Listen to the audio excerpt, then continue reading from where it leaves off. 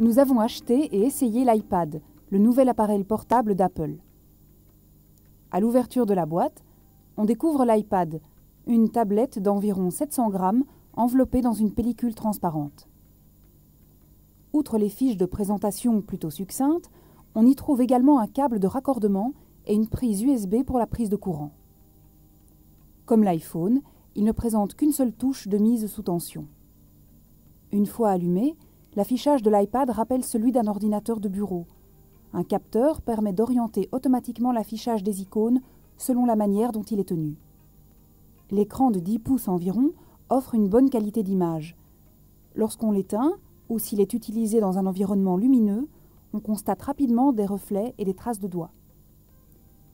Un écran virtuel permet l'insertion des données.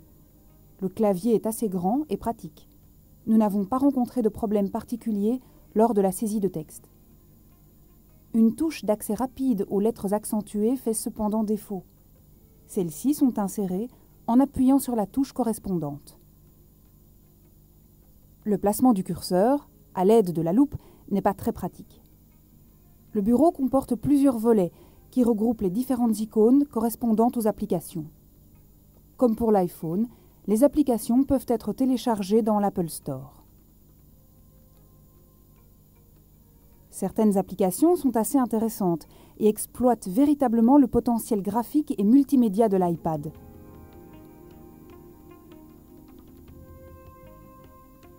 Certains jeux exploitent bien le potentiel de l'appareil. Dans ce jeu vidéo, par exemple, l'iPad se transforme en volant de voiture de course. Grâce au haut-parleur intégré, la qualité sonore de l'iPad est plutôt bonne. La forme même de l'appareil montre que l'iPad a été conçu pour regarder les images et photos. L'iPad peut aussi être utilisé comme lecteur de livres virtuels.